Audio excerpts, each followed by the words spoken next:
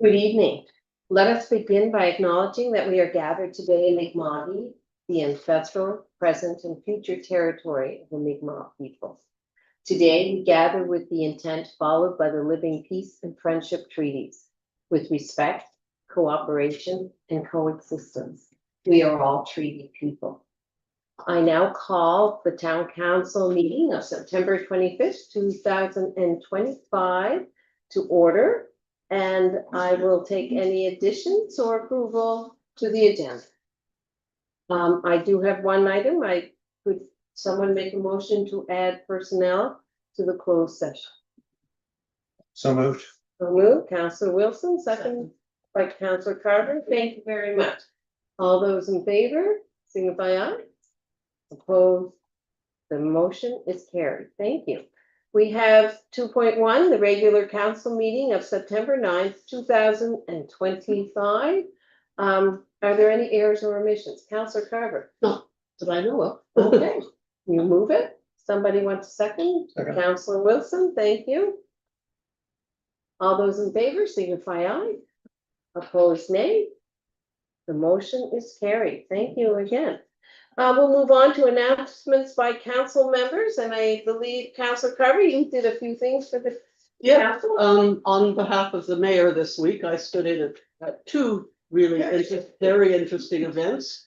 One was the opening of the 55 plus games held at HV Studios on Sunday evening, and to celebrate the 800 participants who are involved in the games. That's extraordinary, from all over Nova Scotia, and they all paraded into HV Studios holding up their area signs, just like at the Olympics. It was very moving. And Highland dancers led them in, and there was wonderful entertainment. It was a really lovely event. And a fellow councillor from a sister community was there, Deputy Mayor Rachel Bailey, as a participant and also as the official town council representative for Lunenburg. So that was my item number one.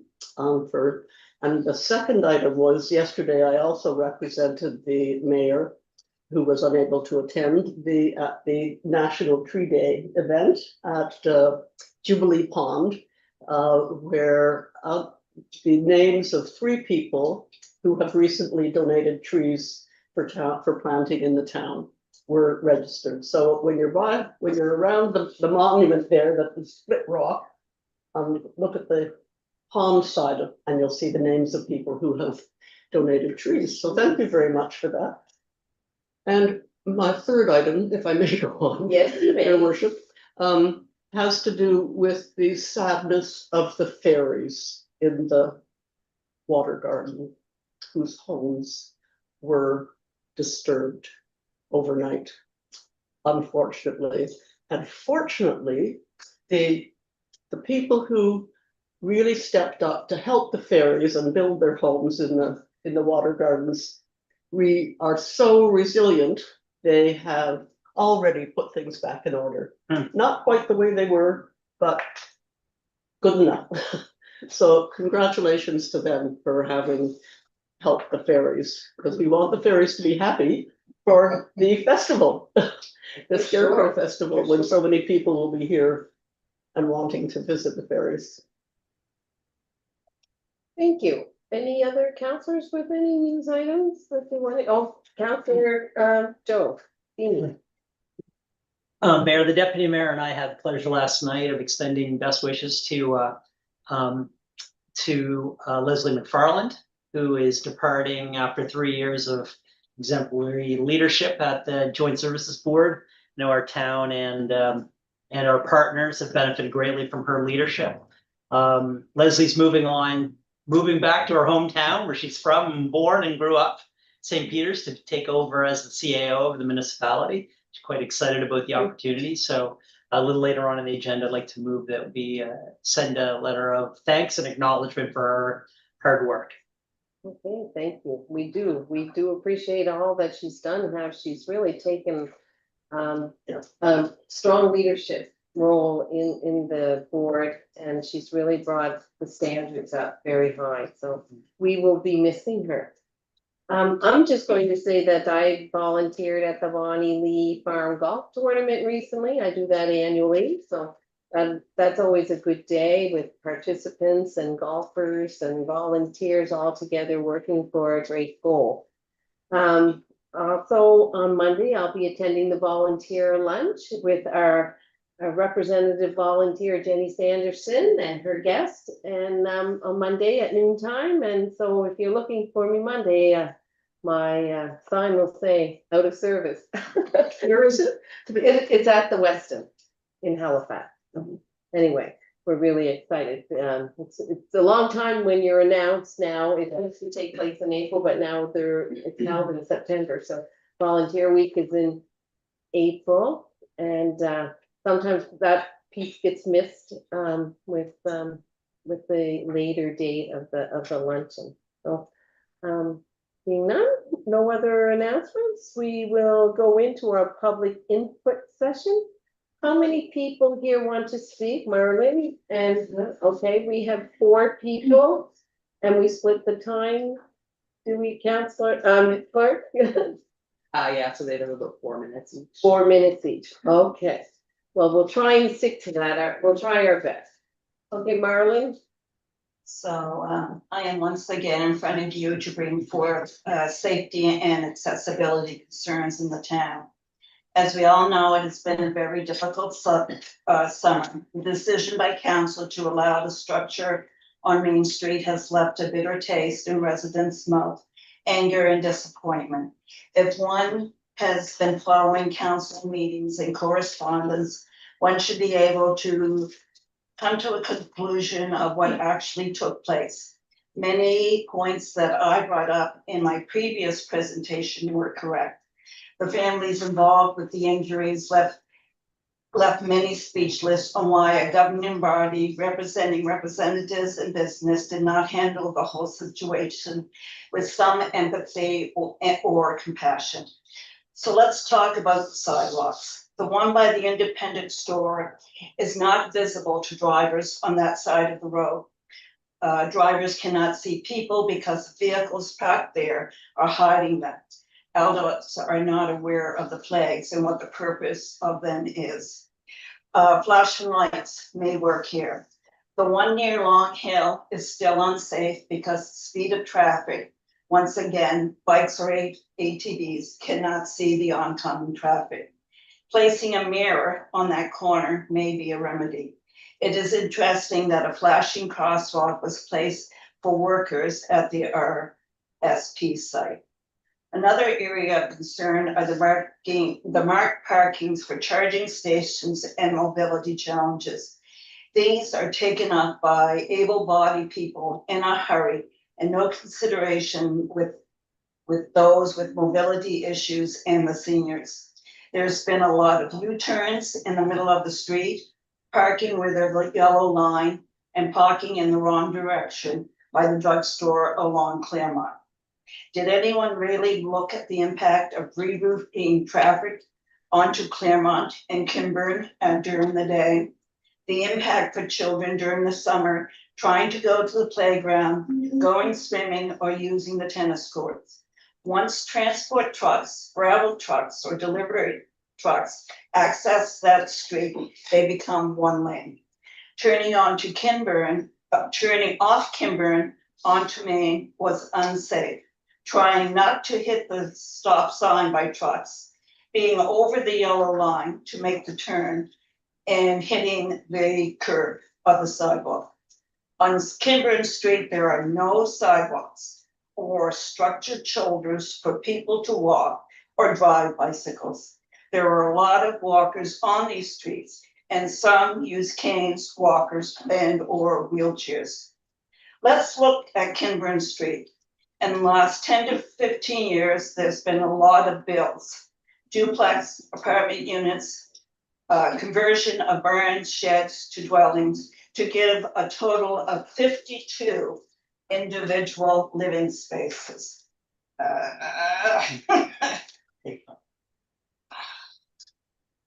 Sorry. Living spaces, including Hawthorne Hill, with no improvements to the street. The area town has been a huge tax revenue. We were the first street to get the lovely bumps, yes. The challenge of trying to go over these with a walker. No sewer systems for the older properties, a ditch that does not carry water away effectively, and no safe place to walk or bike. I noticed that the town is quick to accommodate businesses, but are not supporting residents. There was an issue with traffic and parking on Claremont Street around a building used for storage. That area, the area around the building had numerous pylons placed there, plus no parking signs placed on the area across from the playground. I've asked for something to be done in the area of our home with parking since the end of July, with no resolution after 2 months. The 2-hour parking on Main Street needs to be revisited before another summer. The post office is privately owned, so it has 2 spots for their postal trucks, 2 spots for their tenants, 2 spots for their employees, and a poorly designed handicap sign that is usually filled by business or residents trying to get mail.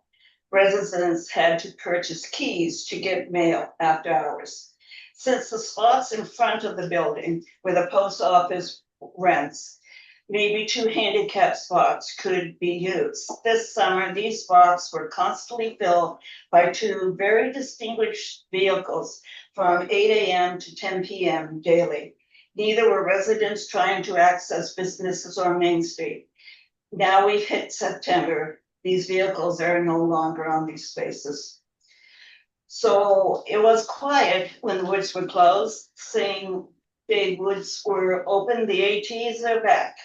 Some are local, but others are from outside the community. They're traveling up and down the middle of the street, are accessing the Nova Scotia liquor store.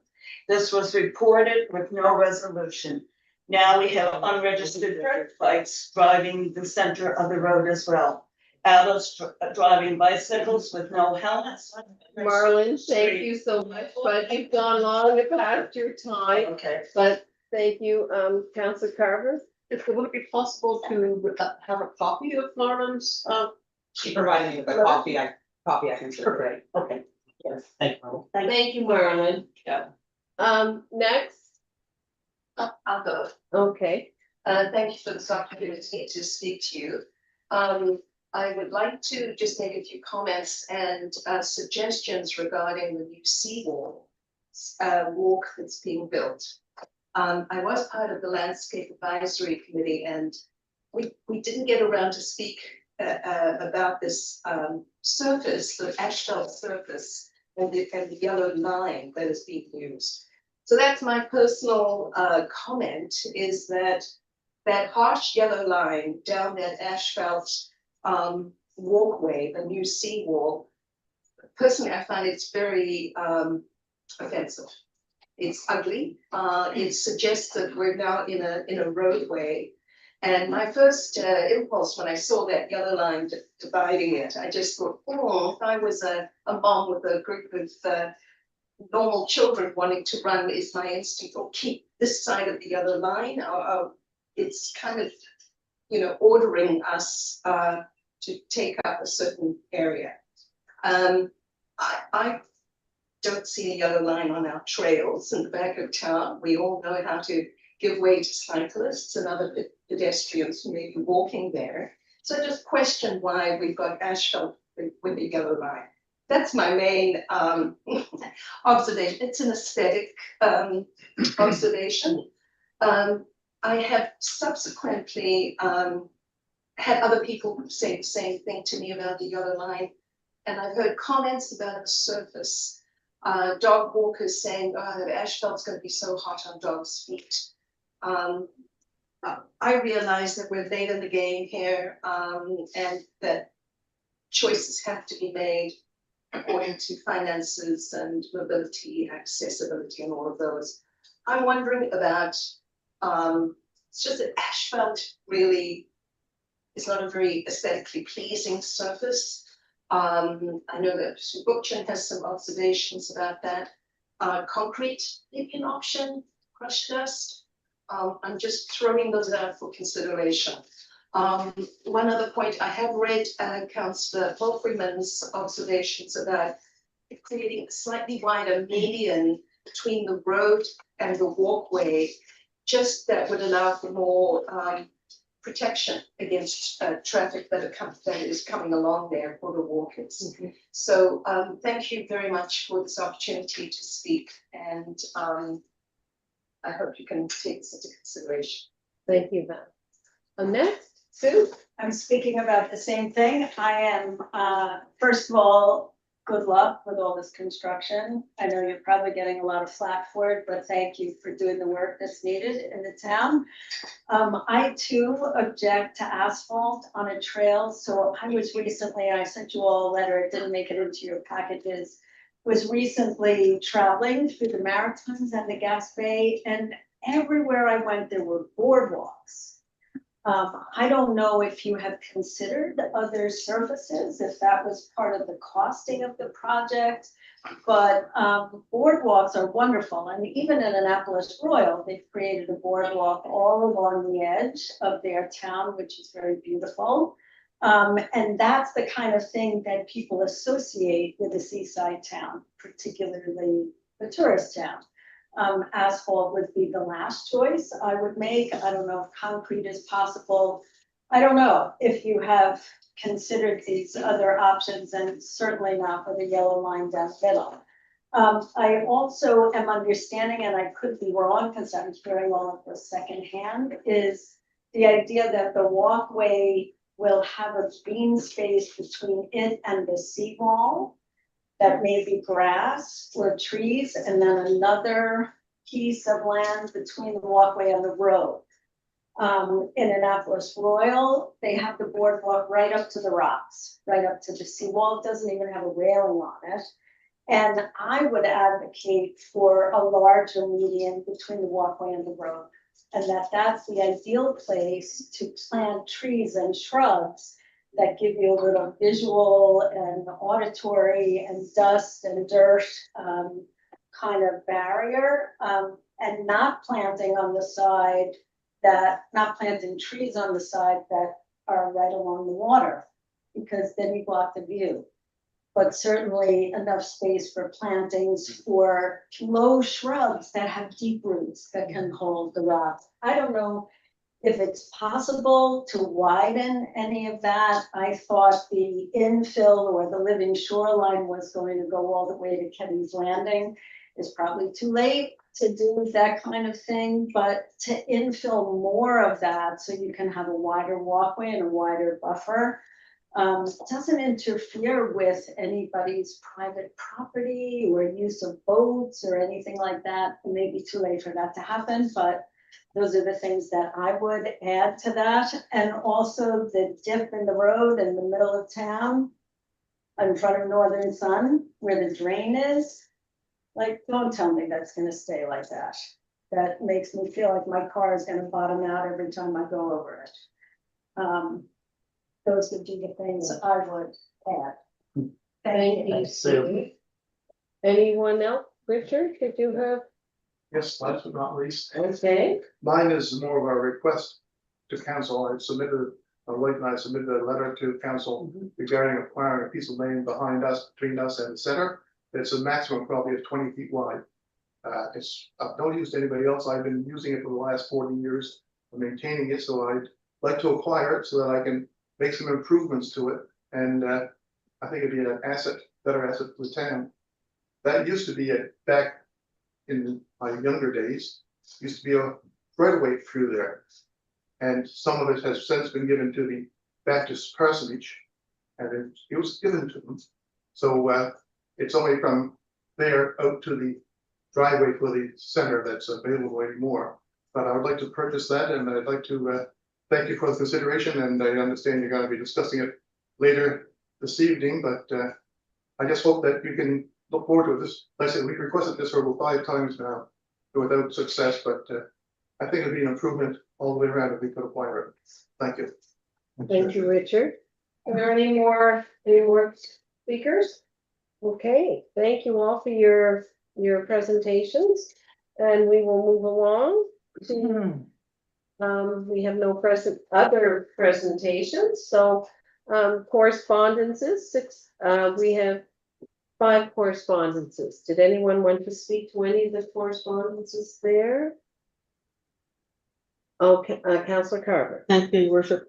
I would like to address 6.1, the letter from Linda Schneiderite, with her suggestions about the Tiny Top Playground, and I'm not quite sure how to move this forward. Is it something that we should refer? I would like to see it, her suggestions dealt with, accepted somehow, or considered. And should it be referred to the Policy and Strategy Committee? Is that the correct procedure? I'm not sure whether for budget discussion, I'm not sure. So it kind of depends on how you would suggest coming at it. I mean, we have a lot of assets in that playground. We know council discussed the budget last year, there's been some elements removed due to poor condition. We also have an accessibility audit carried out on the playground that had a whole bunch of recommendations we had in action. So it may be, more broadly to direct somewhere, and I might suggest it's asset management, I don't know if Brian would agree, but to discuss, budget recommendations around Tiny Tots Playground more broadly, including this specific point. Because, this specific point is relatively easy to action, but there's a lot of other pending concerns and challenges we did talk about last year's budget. So between now and budget, I expect council would want a more holistic considerations, it's just kind of up to you. So that could take the form of that staff review the current condition of the Tiny Top Playground and provide a report to council for. Yeah, and then if for discussion, you could then forward that to a committee or, yes. Is that okay? That's a motion. Is it a motion? That's a motion. Councillor Carver has made a motion. Second. Seconded by Councillor Feeney. Just want to say in discussion, this was exactly my experience with the playground, having a young child. Yeah. At 2.5 years old, that playground is terribly Yeah. inaccessible. And the one in Western Shore that's cited as an example is cited by everyone as a superior playground, but it is also like the age of the kid, so 2.5, it is a struggle to make use of this. And it is time for a review, because it's been there since 2013-ish, 2014-ish. For them. Yeah. Okay, are we ready for a vote? All those in favor, signify aye. Aye. Opposed, nay.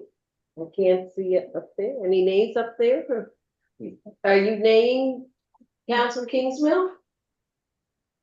No, I put my hand up for, Oh, yeah, we've got the delay again. Okay, Oh. thank you. I Sorry just about wanted that. clarification. I'll be All faster. right. The motion is passed. Thank you, everybody. Are there any other correspondences that anyone wanted to speak to? No? Would someone like to entertain a motion to? Mayor, I'd move that we items 6.2, 6.3, 6.4, and 6.5 will be received and filed. Okay, thank you, Councillor Feeney. Any seconders for that? Councillor Fano, thank you. Any more Just to discussion? clarify, so I guess staff would get back to the grant writer and just inform them they can apply for next year. Yes, Yeah. I just wanted to, I assume that's the concept. okay, you got that note? Clerk? Okay, thank you. All those in favor signify aye. Aye. Opposed, nay. The motion is carried. Right, there's a bit of delay there with the voting, so we're good there. All right, moving on to staff reports, 7.1, staff report to council, September 29th. Are there any areas anyone wishes to discuss?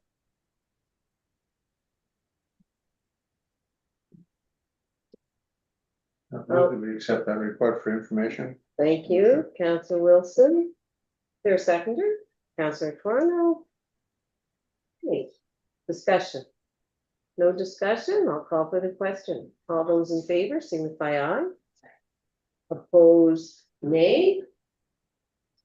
Okay, the motion is carried. Thank you, everybody.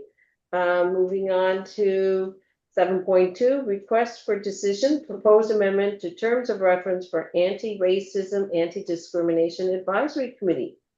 We do have Jen Roberts in the room here. Does this have something to do with? Yeah, I think, you know, Jem is here to answer questions potentially, if people have them. But generally, we, you know, the report is here, hopefully Yeah. they read it, so. Oh dear, I've lost the link. This one is filed to follow the Chester format we're used to from land use planning, where the motion. Motions I've again. lost the motion. Always throws us off. Mayor, I'm happy to do that. Penny, would like Yes, that yes. honor? Okay, thank you, Councillor Feeney. Thank you. Okay, How fair. come I couldn't find it? Mayor, I'd move that the council recommend the revision of the terms of reference, allowing the chair to be selected from any member of the committee. A second. And second by Councillor Carver. Any discussion? I would like to speak to it as the member of this council who's assigned as the municipal representative for the town of Mahone Bay to the Lunenburg County Anti-Racism and Anti-Discrimination Advisory Committee. We had our first in-person meeting, orientation session, and beginning discussion of who we are and how we're going to do things. And this was a really important, seriously considered discussion, with everybody participating and providing input and perspective. And it did seem very unreasonable that the Lunenburg County Accessibility Committee is able to elect a chair and vice chair from amongst all its members, municipal representatives as well as community members. And in fact, has recently appointed 2 community members as the chair and vice chair. And it's with great pleasure that I support the idea that the same be true in the Anti-Racism and Anti-Discrimination Committee. So with Jem's wonderful facilitation, this is going to be a very dynamic committee. So. Okay, Councillor Wilson. I'll support the motion, of course, but I do wonder, maybe Jim has some notion of what the logic was behind the original language. Or was there any? You mean in the terms of reference? Yeah, to limit it to council members. If I have knowledge, that predated me, that predated the predecessor. Okay. From what I understand, it was done with the 5 units, with representatives from the 5 units when the initial terms of reference was created as an off ramp for the committee to then review and then suggest the things and the conditions they need to succeed. So that was done internally prior to any of us. So probably no good reason. And it was discussed at the recent mayors and CEOs meeting on Monday. And I think everyone there agreed with it as well. This information. So are we ready for the question? All those in favor signify aye. Opposed, nay. Okay, the motion is carried. Was there a second motion? That was it. That was it. Just a Second report. It's just for the appointment, it's the next one, yeah. Yes. Okay. So we are moving on to 7.3. Request for appointment to Anti-Racism and Anti-Discrimination Advisory Committee and to Accessibility Advisory Committee. Is there any Can I speak to questions for that Jen? also? Yes. Were there I'm sorry I'm being so slow on tonight on this. So, yes, there's request for appointments to the 2 committees, and as the mayor has just said, that the appointments the members the appointments are sought in public by a public search for people to volunteer. And then the nominations are sent to the mayors and deputies and wardens group for approval, and then furthered on to each council for approval. So I would like to move that the Lunenburg County Anti-Racism and Anti-Discrimination Advisory Committee. That this town council appoint who's appointing them? Kelly Gowdy to the Anti-Racism and Anti-Discrimination Advisory Committee for a one-year term ending March 31st, 2026. Is there a second for that motion? Can I Yeah. suggest agree to appoint? We are not appointing anybody. I know, that's what, remove that this, Support the that appointment? Kelly got, I move that Kelly Gowdy be appointed to the Anti-Racism and Anti-Discrimination Advisory Committee for a one-year term ending March 31st, 2026. Second. And second by Councillor Wilson. Thank you. Any discussion? I just had a question. Yes, Councillor Why, King. why does it only go to March 2026 when it's a year-long mandate, whereas the second one goes to September of next year? So the differentiation, for the anti-racism, that's just the terms that they put in the terms of reference. Okay, And essentially, the other issue is, well, I use the word issue very loosely, is in the terms of reference, it says that it doesn't start when the individual is appointed in, it is completion of a term. So that was okay, predated, but they moved to Montreal, and now that the person is coming in, they can only complete this term. It doesn't start when they're appointed in. Whereas the accessibility, because they've had 3 years, it automatically then goes to 3 years, starting when they're appointed. So they start from a September term. okay. Thanks, Gemma. Thank you. Any other questions? Being none, I'm calling for the question. All those in favor signify aye. Opposed, nay. So if I may, your worship? The motion is carried. Yes, Councillor Carter. I move that Linda Mills and Natasha Strickland be appointed to the Lunenburg County Accessibility Advisory Committee for a 3-year term ending September 30th, 2028, and that Teresa Alexander Arab be reappointed for the same 3-year term ending in September 30th, Is there 2028. a seconder for the motion? Councillor Twyler? Okay, thank you. Any discussion? Any questions? No? All those in favor signify aye. Opposed, nay. Okay, the motion is carried. Thank you, everybody. Moving along to item 7.4, HAF update. CAO, you have anything? It's a big one. Okay. So I guess the main thing to point out is that, Eric's provided a great rundown of all the various things in our plan for the year and the progress on those. And we're a bit, I think, maybe behind on the e-permitting and initiatives with Chester for reasons that people would be aware of. But the main thing is, at this point in the year, we've determined how to recommend the use of the $60,000 allocated for engineering and initiatives related to housing development.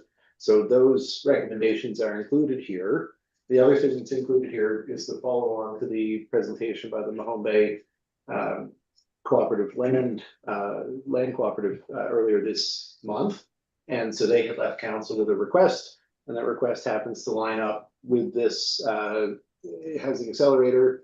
We had discussed on prior occasions the use of some of those allocated funds for the Kinburn Hawthorne property, and so that's what their request concerned, but they're also facing some preconditions that they outlined in their presentation. So there is a recommendation, in addition to the recommendation to complete the proposed geotechnical and soil sampling program work, there is a recommendation there around the conditional status of the property. So that's straight from the presentation they made earlier this month. I will say that both of those, the completion of the study and that resolution, are essentially the prerequisites to their getting the funding for the feasibility work. So I'm happy to answer questions about any of the proposed motions. I know there's a bunch of motions.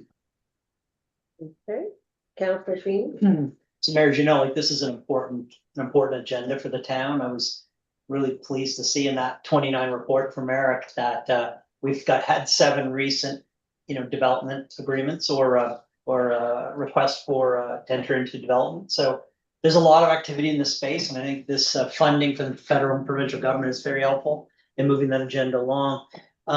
The team's obviously spent a lot of time on it. There's a number of recommendations. Maybe if you'd like to entertain a few of them, I'll get the Sure. ball rolling. Mayor had moved that council approve the waiving of all building, planning and development fees as outlined in the fees policy, Schedule B, for affordable housing projects and developments until March 31st, 2029. And then any loss of revenue to the town would be offset by the Housing Accelerator funding funds. Second. Second that by Councillor Carver. Any discussion? No? Waiting. Oh, I Councillor do Wilson. have a question, it's a Sure. perennial one. How do are we defining affordable housing as 30% of median income, that kind of wording that we've historically used? Yeah. So we don't have to particularly care about the housing model, whether it's a co-op housing or this or that or the other, as long as it's affordable. Yeah, so the affordability is based on the 30% data of median household income in Mahone Bay, I guess. So median household income in Mahone Bay is $1,550, according to the last census. So it would just be an arbitrary number, I guess. Any rents that would be below or cost of housing below that number, there would then be a discount in the fees. I guess I don't know, in a mixed development scenario, presumably it's a number of units that would qualify, and then we prorate the fees. Yeah. If everyone's on that understanding, we're on camera, so we just say that's built in. Okay. Yeah. All right, any other discussion? Being none, I'm calling for the question. All those in favor signify aye. Opposed, nay. Mayor, I'd also move the So council. motion is passed. Oh, sorry, Mayor. Mayor, I'd also move the council approve the Gemtech soil and groundwater sampling program proposal to the town-owned properties at the corner of Kinburn and Hawthorne Road. Friend of mine lives close to that, at a cost of $9,500 plus HST, and that groundwater sampling be funded from the Housing Accelerator Fund. Is there a seconder for that? Councillor Twano. I'll let you have that one. Any discussion? Just again, a question, do you have any idea, CEO, when they might do that work? That work would pretty much begin immediately, like within the next 2 or 3 weeks. It's probably 6 to 8 weeks from there to get the report. Okay, any other? Someone like the owner of the next one? Any, Happy to keep I need a I'm vote? recusing myself from this vote. Oh, okay. I'll just keep rolling, Mayor, in the interest Okay, of time. we have to vote on the motion, so all those in favor signify aye. Opposed, That was nay. the Gemtech motion. Yeah, generally. Yes. Yeah. So will you recuse yourself from that one?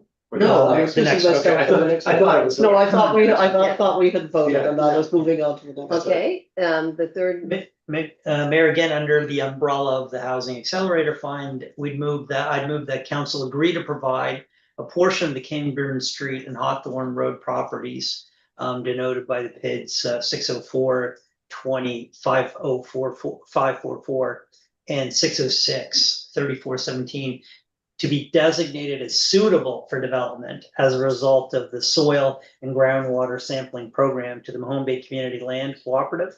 Once council's been presented with and accepted a feasibility study for the development of the land and the cooperative nonprofit rental housing. hey, is there a seconder? I'll second it, just so I can ask a couple more. Okay, all right, second by Councillor Wilson. What does provide mean? Yes. Yeah, I mean, I guess that is ambiguous, and I guess to some extent it is intentionally so. They didn't ask it to specify that that would be at no cost. So, like, I think there's some requests they've made, in the past that it would be something that they would like to receive at no cost. This is the requirement from their funder. So as far as I would understand, provide does mean, deed over to them, but the circumstances of that are, I guess, they're not required to be specified in the motions. Okay, We have a previous MOU that did say that we would be willing to put it out to market. So the bigger concern, I think, would just be around our previous commitment to the group was that they would have the opportunity to participate in some type of a market tender. However, that was to be for non-market housing provision. We have had no other interest in non-market housing provision. So I guess the question here is, would council, be comfortable to take it up a step from our previous commitment, saying, okay, well, now without going out to tender, because you're the only group that has ever approached us concerning non-market housing development on this property, you'd be saying now that under some circumstances, you'd be willing to transfer the property if those conditions are met. Councillor Wilson? the reason I raise it is I think I've mentioned this in previous council meetings, but let me reiterate it. Is they talk about this being non-profit rental housing, but it really isn't. Because what it is the members of the co-op get their payout, their cash payout from the profit as reduced rent. So in other words, they get non-commercial rent for their property, and the delta of that is the same as a dividend. Only difference being that it's a tax-free dividend because it doesn't show up as a check. It shows up as cheaper housing. So while I love the model, and I'm seriously considering joining the co-op, I am concerned that it's a bit of a shell game, try to convince us that this is somehow an altruistic organization when it really isn't. And from what we know from the previous studies, it's also very expensive housing. The attempt to convert the what is now the Public Works building to apartments ended up being at about $400 a square foot, which so you're going to pay $400,000 for a 1,000 square foot apartment in a 60-year-old Butler building. So I can't imagine. I don't know what this new proposal is going to be, but I suspect not going to be any cheaper. So having said all of that, I just think we need to realize what we're doing if we're prepared to give this land to this organization for this project. And I am totally aware of what Dylan says, and that is, this is the only proposal we've got. And if we get 30 housing units up there all paying taxes every year, that's a very good thing for the family. So it's you have to kind of figure out where you land on that, but I think there's just some arguments. Councillor King? So I view this motion, if it passes, to be, a step in the long winding road that we've been on. So we started off with identification of town-owned property that could be suitable for off-market rental or off-market housing, using that term. And this was deemed to be a potential land. And at the time, we had a lot of concerns about the legacy environmental issues associated with that property based on its historical use over the last 60 or 70 years under town ownership. So I think, as we've marched along, we've done a lot of geotechnical studies. Now we're doing water studies, and we're trying to, and I think we've jumped over quite a few hoops with funding from others to help us get there, including support from the co-op that has allowed us to get the funding to prove out that yes, the land is eligible to be built upon, which was an unknown 2 years ago. So we just didn't know if it was appropriate to develop it. So I think we know that now. We didn't know that then. So that's a positive. So at this point, I think, as I understand it, this motion would empower the organization to proceed with their process. And then in the fullness of time, they'll come back to council with a proposal, and then we'll entertain it. And we'll and whether that comes with a request for the land to be given for free, we'll entertain that, or we won't. And if it comes with, we'll fund it, or we'll take back a mortgage. Like there's lots of opportunities for us to litigate that topic about transfer of the land for value received. I just don't know if we need to burden ourselves with that conversation this evening. I think if we support this motion going forward, the ball's back in their court, and we'll wait to see where it leads. is that sound about where things are? If that's accurate, don't? Yeah, I mean, I think that's accurate, like the idea of an acceptable feasibility study leaves a lot for you guys to determine what is acceptable. And I guess, you know, at the end of the day, affordability is a factor, you guys could come back and say, one of the things that's gonna have to be acceptable through this feasibility process is a rate that, you know, we would be satisfied is actually reasonable.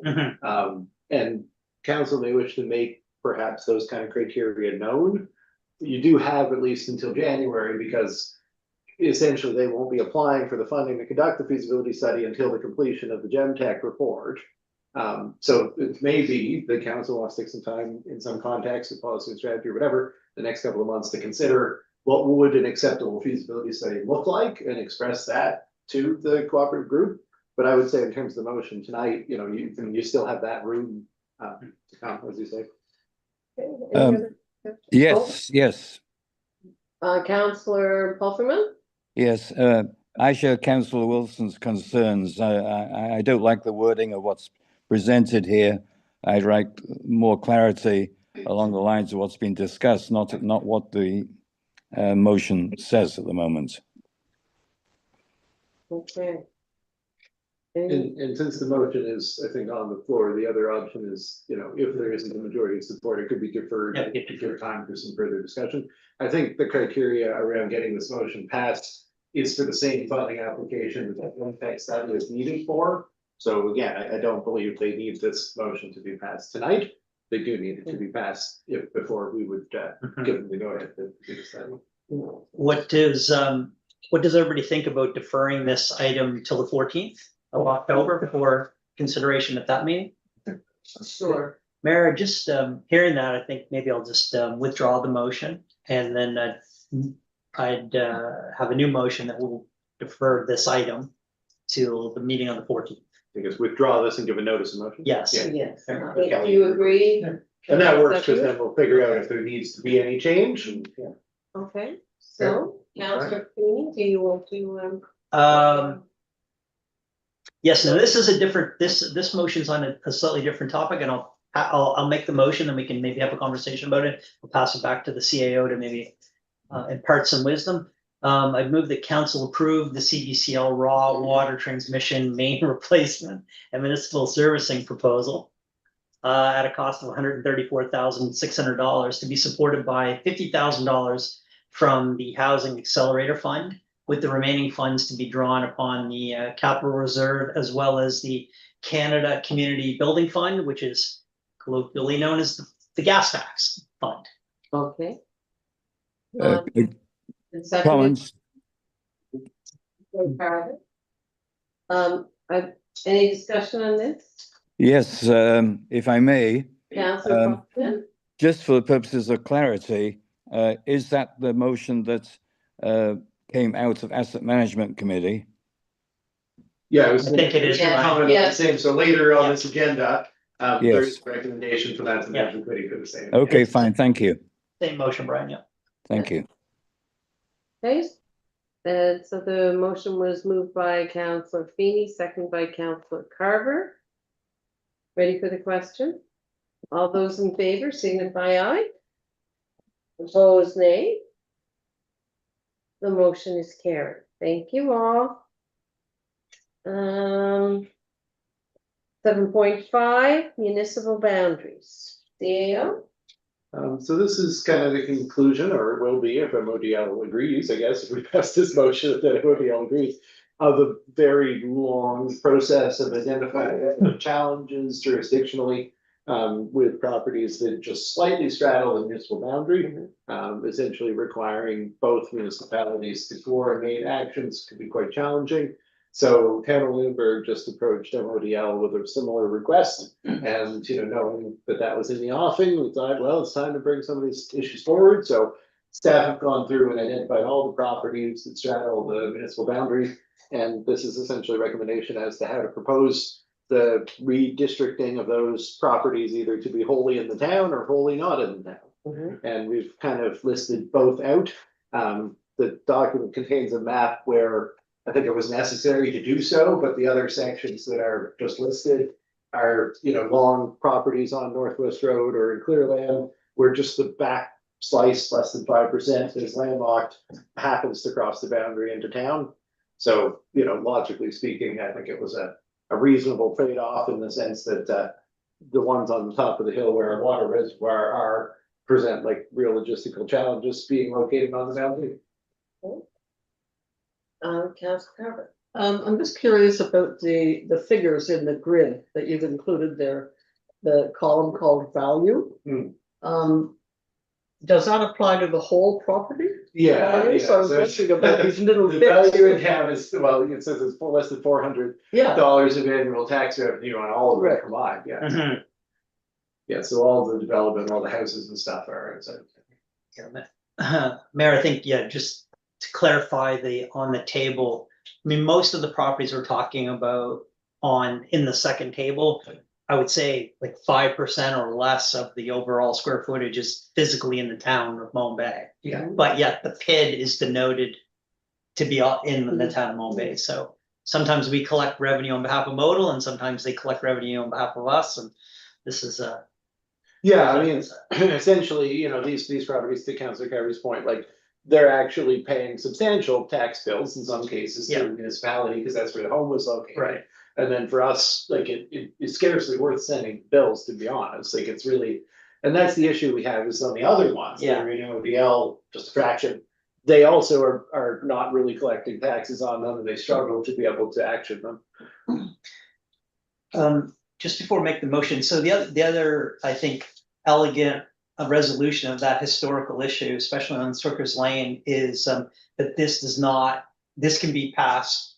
These modest changes can occur without a requirement for regulatory overview. Yeah, apparently we just write MODL and then they indicate their support, and we file that to the board, the utility review board, and then we're good to go. There's no hearing process, because the IGA makes exemption if both councils resolve and support. It's mainly a land swap, right? Yeah, I mean, it will affect the impacted properties a little bit, because they'll be wholly under one land use planning regime rather than under both. But, you know, given that none of them had enough really buildable or accessible land lying in the second municipality, really, I don't think any of them were applying for any land use applications relative to that, you know, sliver of land. If anything, it was just getting in the way of them being able to process on the main portion of the property. Okay, any other, Ready for the motion? ready? That council directs staff to write to the municipality of the district of Lunenburg proposing the boundary revisions detailed in the staff report about it. Is there a second for that motion? Councillor Carver, any further discussion? Being none, calling for the question, all those in favor signify aye. Opposed, nay. Okay, the motion is carried, thank you, everyone. 7.6, town hall sign. Okay. Gotta click on this one again, Yeah, these are always the hardest questions after we Yes. get through all the $1,000 land use properties that we're gonna talk about in this building. okay.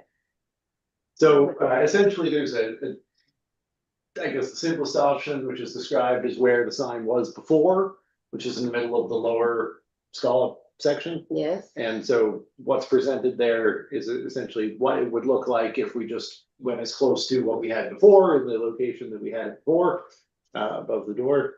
And then we thought it would be worthwhile to present some options, so there's an option that is the sans serif sign treatment that we use in the parks around town, with the exception of the aquatic gardens.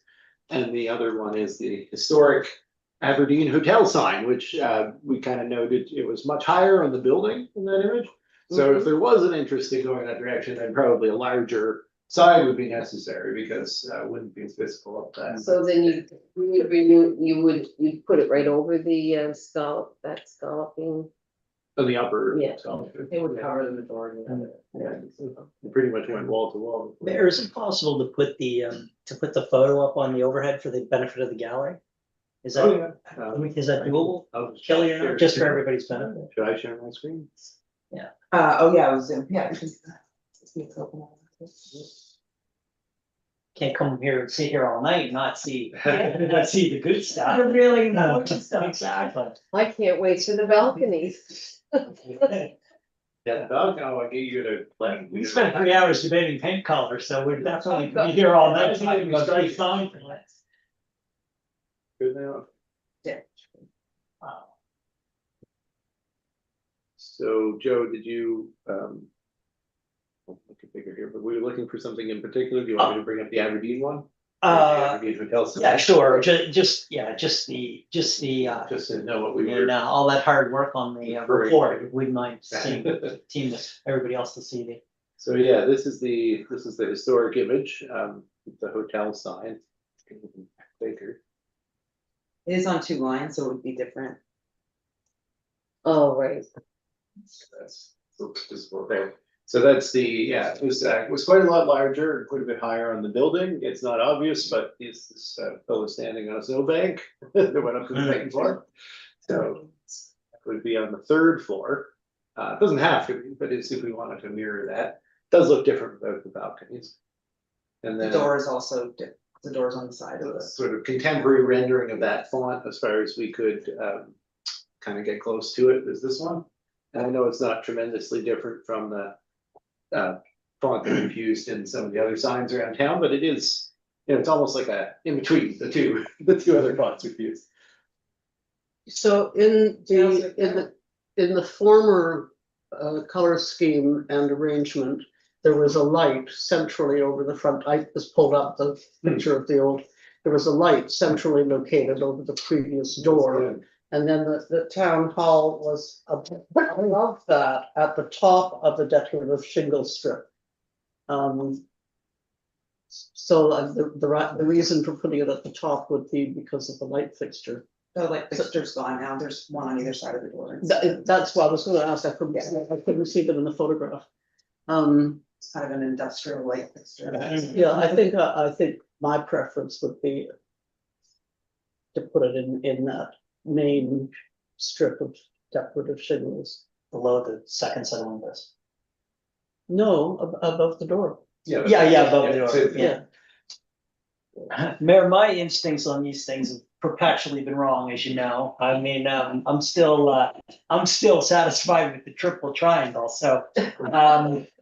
I think we've always benefited when we maximize consultation with the community. So I think this is one of those situations where the comfort of the herd would be in our interest. I'd recommend that we cast a wide net of opinions on this topic before we make a call tonight. Otherwise, we'll be subject to scorn and ridicule. If it's just the 3 fonts and not like the hardest part would be to create a survey where we had to consider the positioning and size as well. Yeah. So I guess we should specify if there's a will of council to put it out for a quick I think we survey. should just let Penny decide. Well, that would be the default, clearly. I like the Comfortable with that too. third. I do too, the bottom one. Yes, the bottom column. That's all. Same. We need to get our And- plaque back on too. And to have the print slightly bigger than it is shown in the sample here, because it sort of looks small and mingy in the middle of the section, sorry, that's a scientific term. One line though, just because this is the font from the historic Yeah. hotel, but we'd still want it on one line, given town hall being so short words compared to Aberdeen Hotel. Oh, yes, one line, yeah. Sure. So I mean, I can imagine a 50% larger using the 3rd font option, same positioning as you proposed, Kelly. That's one option in a survey, or that's the going concern for tonight, I guess is the question. So the last time I looked, there was a strip of green painter's tape above the door. Has it come off yet? It's bugging me too. I don't know, I didn't look today. There's still some painting to touch up. Oh, is there? I've Okay. been distracted by the parking lot today. So it was a 3rd piece, 50% larger, the 3rd font. And then it would be all in one line. One line. Yeah. Oh, And above the door. And it's, yeah, it's in the position above the door. Everyone good with that? Contrary to the need for further survey. The sign maker's just waiting. Cannons to the right. I think we have consensus on this. Yes, We need a motion. We do need a motion, just. We give us do the need a motion, so. Before we go to that, is the background of that town hall sign going to be the same color as the door? It's gonna be white oak. White oak, and To match the the door, font will be and- black, It'll be the navy blue. the navy of the blue, building, okay. And also along that kind of beveled edge. Okay, The letters are navy, yeah. Yeah. So good accessible contrast, they Yeah. will profit. The sign will be oak? That's the proposal. Yeah, we'll do more of the They'll time. pull the door, tie the Yeah, do door more of the in. tie the door and the Yeah. rest. Anyone want to make that motion? I'm not sure what the motion is or anything. To go with the third font and the That's it, size historic difference. font. So go with the historic font. Go with this, I move that we instruct the sign maker to go with the historic font with the town hall verbiage all on one line and have it installed directly above the door. Okay, seconder there. Quando, Councilor Quando, second the motion. And Joe got some survey feedback. These. Okay. I'm gonna. Okay, we have a few hecklers in the gallery. Anybody marching in the street for weeks. Calling for the question, all those in favor signify aye. Aye. Opposed, nay. The motion is carried. Thank you very much. I can't wait till. Can I ask a question about Yes. the signage while we're on the subject? Could be sort of the notion of the signage on the new $400,000 washer? Yes, I think it's under construction now. Yeah. Thank you. Okay, thank you. It'll be a similar style. Perfect. Buildings the same colors. Town hall sign, that's done. And 7.7 Bank of Montreal line of credit. Yeah, so you guys are probably used to these motions now, but whenever we have a line of credit, we need to make a motion to draw on it. And looking ahead at the cash flow on Edgewater, initially Ashley and I talked about trying to do this in two parts and do another one in late November, but it just didn't really seem that worthwhile. So we're suggesting to go ahead with all of it now, make it easier to manage cash flow as we get claims that we can then get cash back in from federal and provincial sources. Mary We'll moved start the, tracking the interest on it now and there should be past the capital. Mary moved the council approve the drawing on the revolving facility number 2 through the Bank of Montreal's capital line in the amount of $5,900,000 to be used for capital purposes. Is there a second for that motion? I'll second. Councilor Wilson, okay, any discussion? Yes, I've been assigned the papers for last week. Yes, Yeah. that was just to set it up. Yeah. Councilor Paulson wants this. Oh, Councilor Pufferman. yes, I don't fully understand how this particular draw works. If that is the only line, is this the only line of credit that we have with the bank? In which case, what happens if further funds are required for other purposes? We have two lines of credit. This one is for capital purposes and it is for this purpose, so we really can't use it for other purposes. We do have a line of credit for operating purposes. Okay, and I didn't hear the end of your presentation, but this is an interim draw pending converting it to a longer term debt. Yes, Yeah. yeah, so we would draw this now, we participate in the spring debenture presumably, and then that will give us the funds to pay this off at that time. So we'll track the interest on carrying this amount down until spring, and that's essentially gonna be the interest on the Edgewater project that traditionally we've rolled into the long-term borrowing. And the debt service cost of this is within the budget that we already approved? Is it within the budget that we've already approved? I guess, yeah, I mean, this is relatively in line with what we were expecting.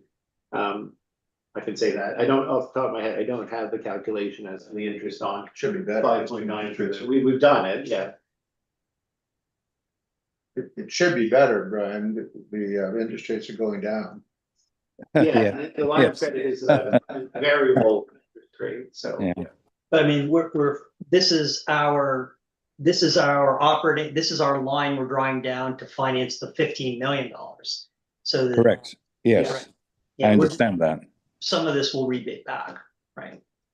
Yeah, I mean, like, we will be having to incur about $5 million of costs that will be rebated back to us. And really the challenge is keeping up with it. Like, this money would be necessary to put forward those funds to then get paid back. So we did just confirm with the province, for example, on the roads cost sharing, their expectation to cash flow us back. I think it's like 1.6 million between now and Christmas, as we file reports to show the work is getting done. So that this is also to front that money to the contractors and the needs. So is this the entirety of the town's share of the project, I guess? It's actually more than our currently estimated share of the project, but we'll probably have more change orders. So I can't say at this point where we'll come in, but our currently estimated town share of the project is just over 5 million. It's much closer to 5 million. Okay, thank you. Okay, any more questions? Okay, all those in favor, signify aye. Aye. Opposed, nay. Okay, the motion is carried. Thank you very much, everyone. We're moving along to council items. 8.1, 2025-26 Municipal Innovation Program for the Regional Partnership Study Project. It's a mouthful. Yeah. It's almost as long as the motion. I'll just explain that council did pass a motion to support this project. We were asked to partner with the other municipal units in the county to go to Department of Municipal Affairs for funding or study to look at a regional economic development entity, since we haven't had one in quite a while. And we did say that we were supportive of that. It just came back to the province that all the units would have to pass this same motion in order to access the MET funding. And that came up when MODL issued the tender to get a contractor to actually do this job, which was, I think, recently discussed. That tender is currently open. But we don't need to pass this motion before the province is going to fund the award. So this is going to all 5 councils. Yes, so the motion is that the municipal council for the town of Mahone Bay endorses an application for the 25-26 Municipal Innovation Program, otherwise known as MIP, for the Regional Economic Partnership Study Project. Yes, and it's a little bit strange because we did already receive confirmation of it, but yeah. So that's the motion. Yes. Okay, and the motion made by Councillor Carver, is there a seconder? Councillor Twano, thank you. Any further discussion? Being none, I'm calling for the question. All those in favor signify aye. Opposed, nay. The motion is carried. Thank you. Item 8.2, response letter to Wagner Law Kitchen Hospitality Group, August 7th. Yeah, this is just being put on for information as council requested this to be added to the record. Okay. Okay, so moving along, we need no motion there. 8.3, Heritage Property Hearing, 430 Main Street. Okay. We're here again. We're here again. I will just explain, I guess, that Because of me. a procedural error last time, perhaps attributable to the lag on the video, so we'll go real slow this time. Skip the opportunity for our deputy mayor to declare conflict on this matter, which he has consistently done on all the previous votes. And so we're just rerunning the vote and giving Colin a pause in which he could declare a conflict before we do that. No, it's Oh. just- Sorry. I was just trying to not interfere.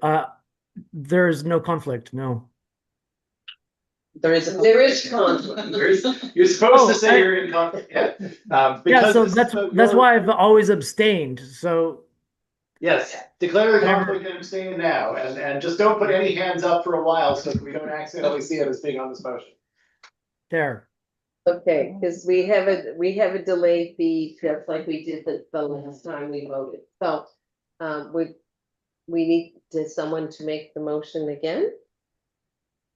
It might not be, I can read it out. Okay, Maybe we still should. So that council directs staff to register the property located at 523, sorry, I have the wrong.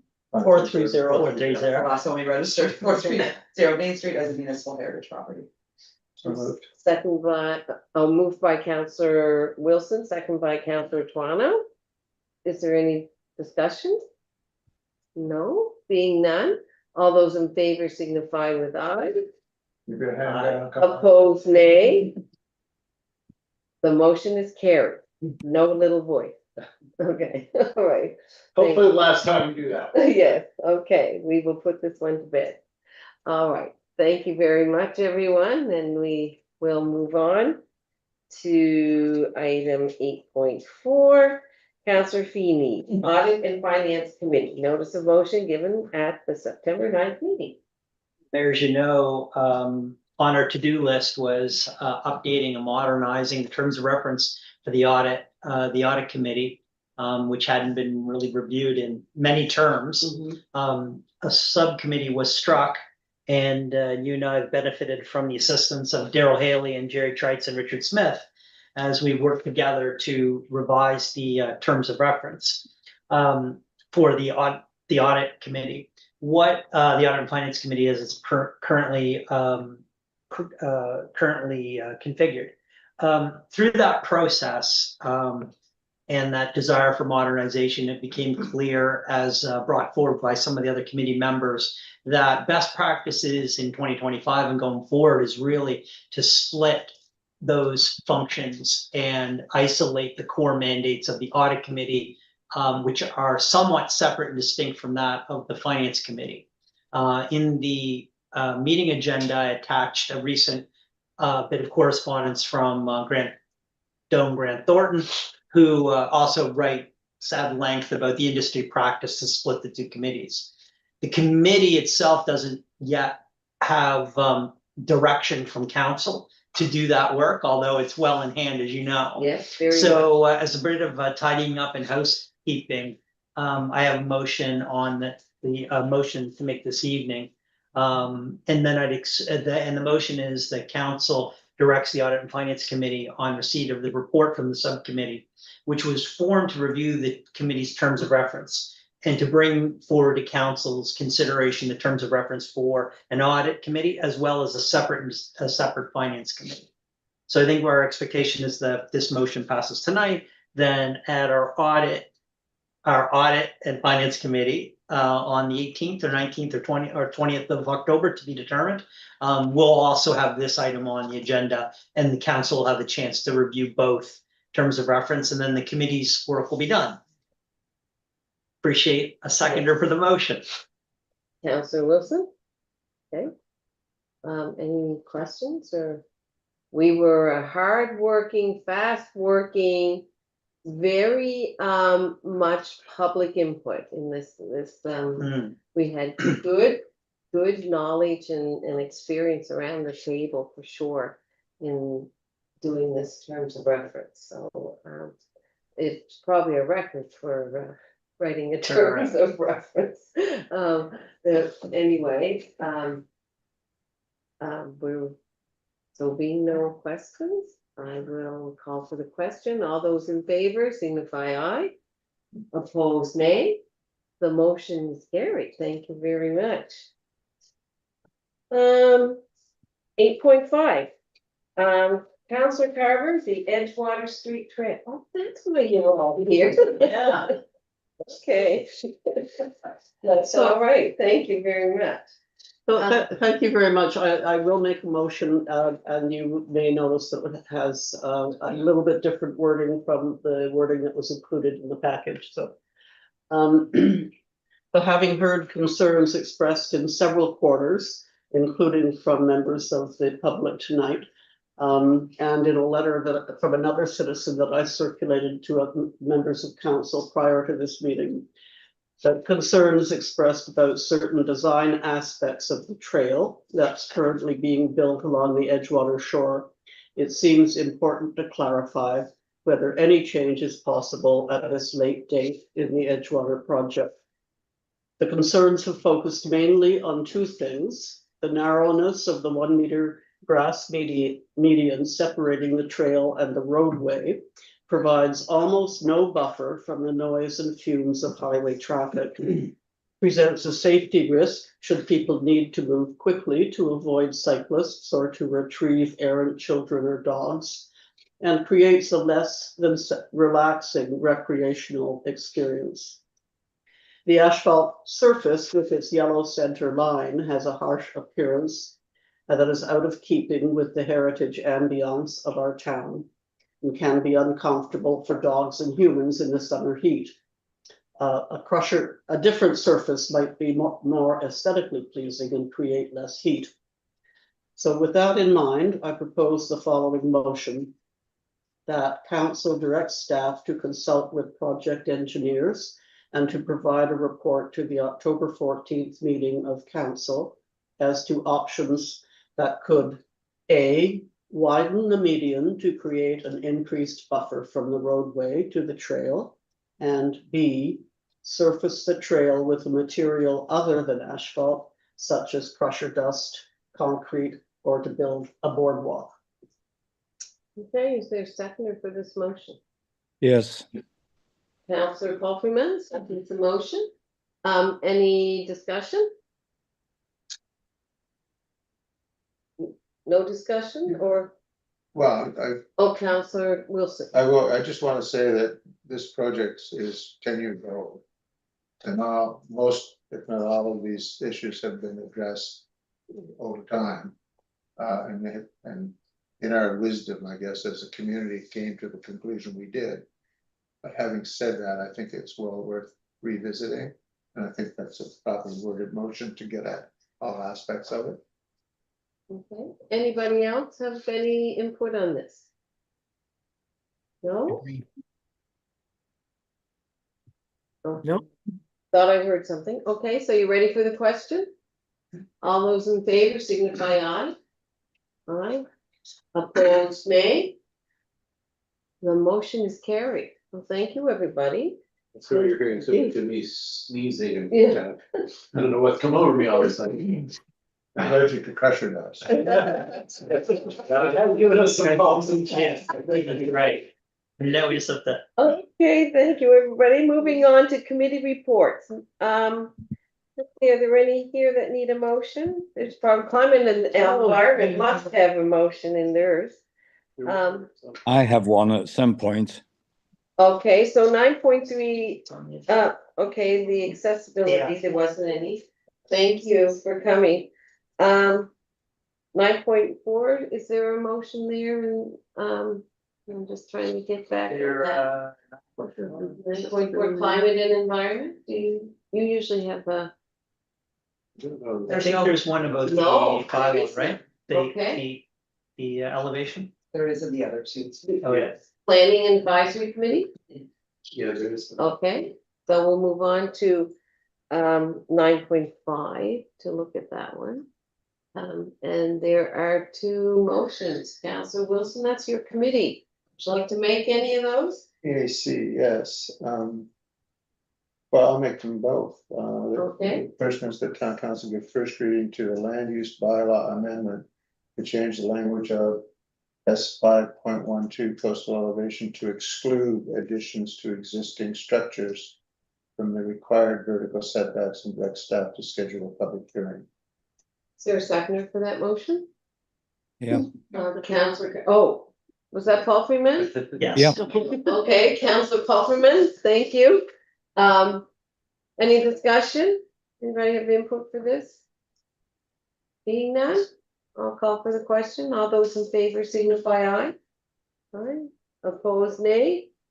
The motion is carried. Thank you. Second motion? The second motion was that council recommended to council that council direct the committee to review its terms of reference in light of the new 2025 to 29 strategic plan. And this consideration to potential for the planning advisory committee to advise council on major capital infrastructure projects. Okay. Seconder for that motion. I'll second it. Okay, Councillor Carver, thank you very much. Any discussions? Oh, can, Well, I'm Steve? just gonna briefly note, because I do think there's a little bit of concern just with the last part of this motion around advising council on major capital projects, and it's not to disagree that the committee delve into this, but obviously I'll say the same thing at the committee and then council when it comes back around. Just be careful about crossing the mandates of various committees. Obviously, the PAC's role specific to land use. If you read the preamble of the land use bylaw, it certainly starts off by describing the capital infrastructure that supports development, so there obviously is an interconnection. But I guess I would suggest that the terms of reference make that as explicit as possible, and that'll just be something to take away for the committee, and I'll be there, and Kelly will be there. Councillor Wilson? Yeah, I echo the CAO's comments. I was against this motion at committee and I'm still against it. I think it's an inappropriate expansion of what is the PAC intended to do. I think we would be stepping on a number of toes, including the asset management committee. Okay, Councillor Carver? So I appreciate hearing that input. And I assume that we will address those concerns when we have a look at the terms of reference, proposed terms of reference. Would that be correct? I think that's what we're both saying. Yeah, okay, so this isn't This flat out is approval. an improvement. Well, It'll be the discussion of the. But you're terms of kind of reference. empowering them to yeah, look at it but- in this light. but passing the motion unedited would give one, the opinion, they'd be of the opinion that council would support that inclusion in the new terms of reference. I mean, I do think that the motion is kind of tipping the hand that this will be a discussion that will tread outside of the bounds of the things we just described, but yeah, I guess it's a question of would council modify this motion or let the committee kind of go back and talk about it and see where they come. I agree with you, Joe, the motion as written does sort of indicate a support for the idea of the committee doing that. If I could, Yes, Councillor Paul Freeman? I would support the motion as presented, and I do have asset management committee in mind as well in considering that. The whole point of having joint meetings of committees is that they do interact. That's the very point of it. So extra thoughts are welcome. Councillor Carver? So I'm comfortable with the motion the way it stands because I anticipate that the details will get fleshed out when a draft update comes back to council. Yeah, so Councillor Freeman? I don't think I can support the motion as crafted. I think I'd prefer to have the motion amended to end at the end of strategic plan period. I don't see, I've yet to be, I guess, so we'll see. This is the first time I've heard about the desire of the committee to expand their mandate into capital prioritization. I think we have a committee that is supposed to do that. I don't think it is the PAC. And it eludes me why we would want to, expand that mandate here to this committee. So I'd prefer to everybody play their role and each committee stick to their knitting. I think it would just foster confusion, I think, to have multiple committees weighing in on capital prioritization. Again, if I may, I don't think this is about capital prioritization. It's about the capacity to consider planning considerations as opposed to engineering considerations, which form more of asset management committee. What we're missing is the planning thought that goes into some of these major projects, of which we just spoke. Make a suggestion. I mean, it may not satisfy Joe, but just in our new strategic plan, council says, use the words around aligning development with infrastructure capacity. That's the specific wording. I just wonder if it might be to say, to advise council on aligning development with infrastructure capacity instead of to advise council on major capital infrastructure projects, because that at least keeps it to the development side of major capital. That's just it. If that works as a compromise, if not, to leave it on the floor. Counselor Wilson. Yeah, the problem is it's not a motion for me to compromise because it was. Passed it. That's true, yeah, so you can just make it and let it ride. It's riding like that unless Helga and company come and agree to And change it. they could bring back another motion for another, Well, but this motion sits on the floor and we have to do something with it. Yeah. But if it were defeated, they could come back and. okay. All right. So if I may again, I'm happy to have this bounce back for reconsideration. But if it goes forward as is and it's then defeated, then it can't come back again. Yeah. That's right. So I mean, this is a good, this falls under the art of persuasion, and whether the ducks are all aligned to make sure that there's a plurality support for the motion right at tonight's meeting. And I have my doubts whether the motion will pass as presented, but we can let it fly. But I do think Brian brings up a good point about there's probably a rationale. Like, I think that the people on the committee, have opinions that need to be, taken into consideration. It's just that not everyone around the tables had the opportunity to hear the view. I do, other than Councilor Wilson weighing in. Councilor Wilson? I presented the motion. I figured who seconded it. Okay.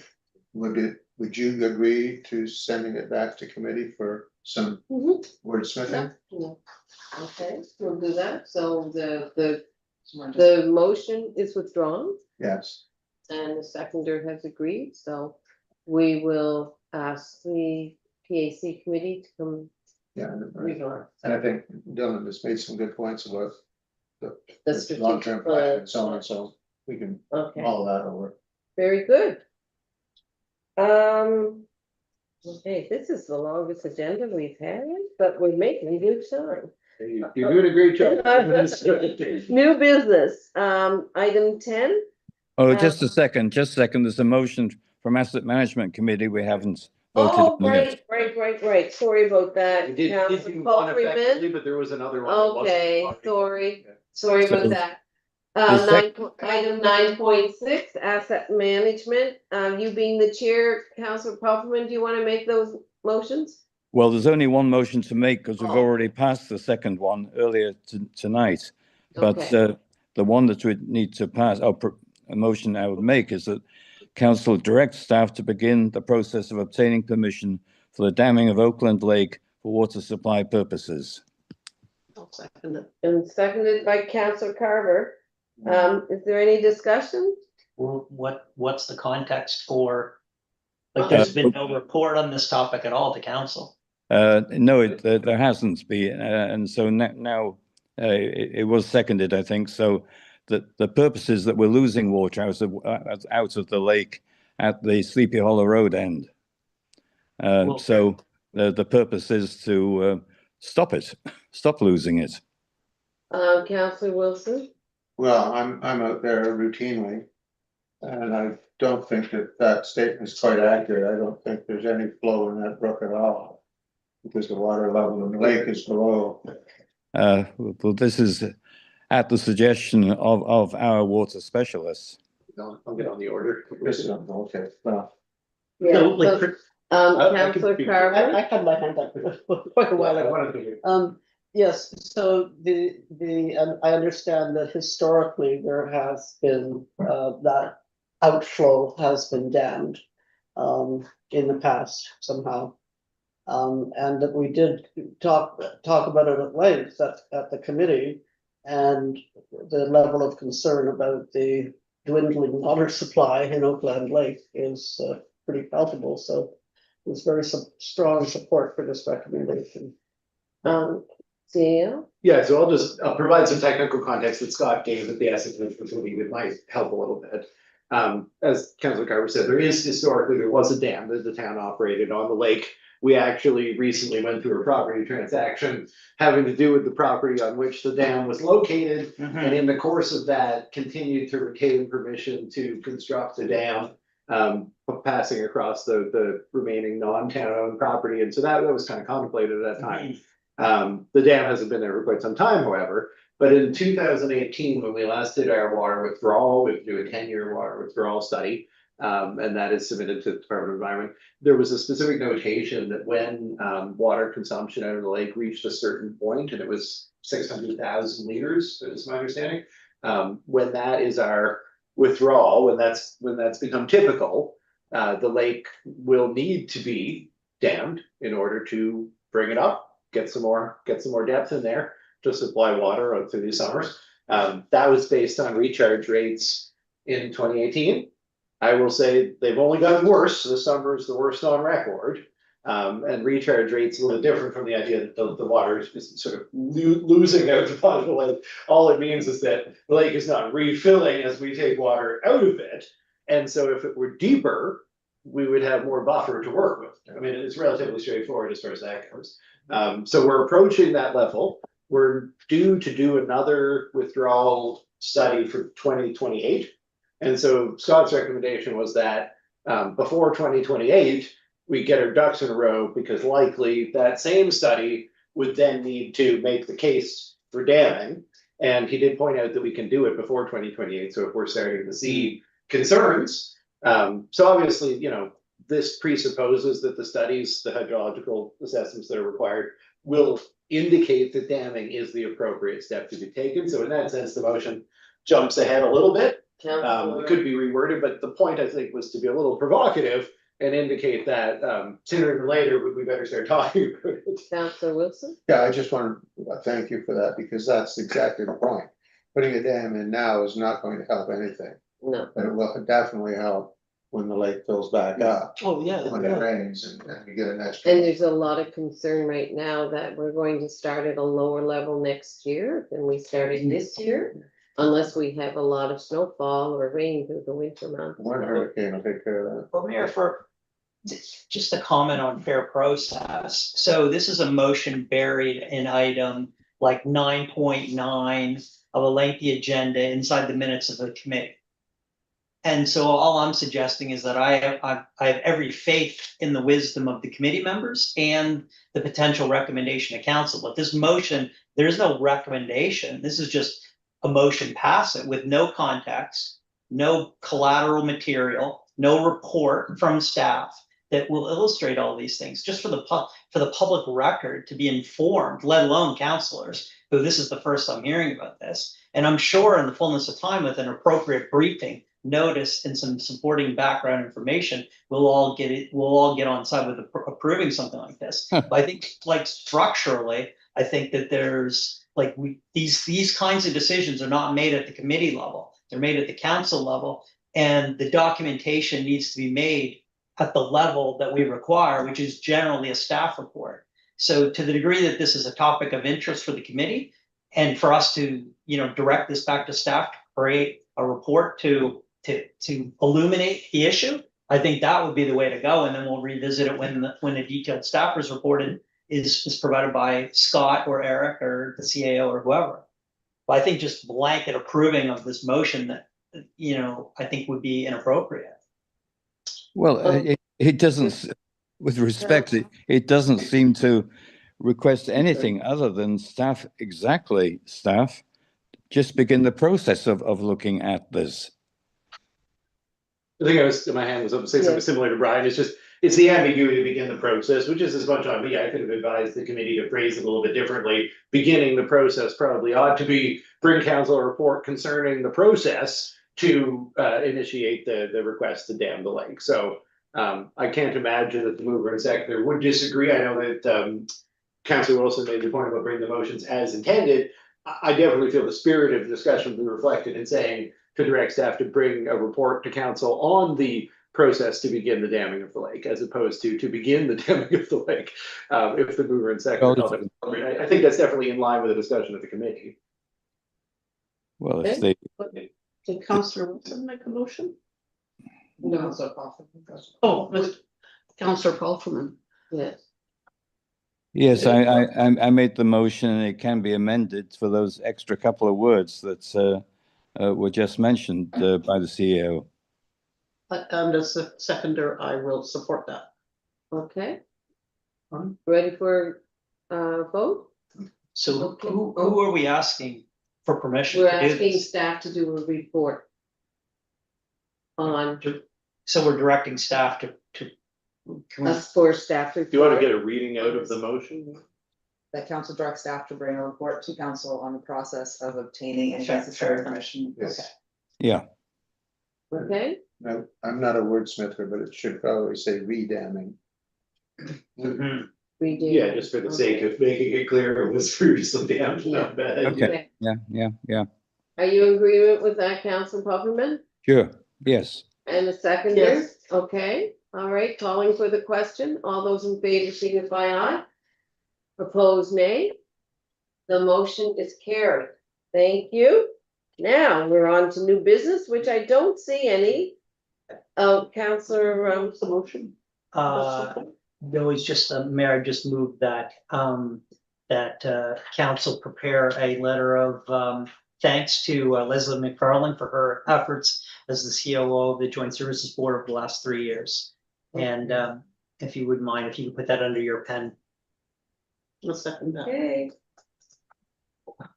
And second by Counselor Carver. Okay, ready for the question? All those in favor signify aye. Opposed, nay. The motion is carried. Thank you very much. Clerk, are there any questions by the public? Online, there aren't any. There are no questions. How many- All right, how many do we have? 13. 13 people. Wow, that's great. Well, I'd like to thank the 13 people online and those who've come to the gallery this evening. And all of you at council who made some decisions and votes and for the work of the town to move forward. So I thank you for joining us and we will take a break before, oh, we need a motion to Did go you in. ask for questions from the gallery? Oh, are there questions from the gallery? Being none, okay, I'll take a motion to go into closed session. So move for MGA 22 to a acquisition, sale, lease and security of municipal property. Item 12.2 MGA 22 to E contract negotiations. And we also added 12.3 MGA, I would say, for personnel. I don't know the number. C, sorry, C. I saw it. No, I don't. Yeah, okay. So, who seconds that motion? I will. Counselor Carver, thank you. All those in favor signify aye. Aye. Opposed, nay. The motion is carried. Thank you very much, everyone. We will take a short recess. I think we have washrooms, do we? We do. We do. All right. Good time to stretch your leg. Kelly, if you want to send a separate Zoom link, that you That would be great. I will do Okay. that. So To we me all as think well. Yes. Yeah, I'll send it to both of you. Brian has to go on a Gmail because he doesn't have his computer. Okay, I don't know if I have. I can forward it. Oh, perfect, okay. Okay. You'll have it So in a minute. I'm gonna get another invitation, am I? Yes, a Zoom. Okay. I'll forward it to you, Brian.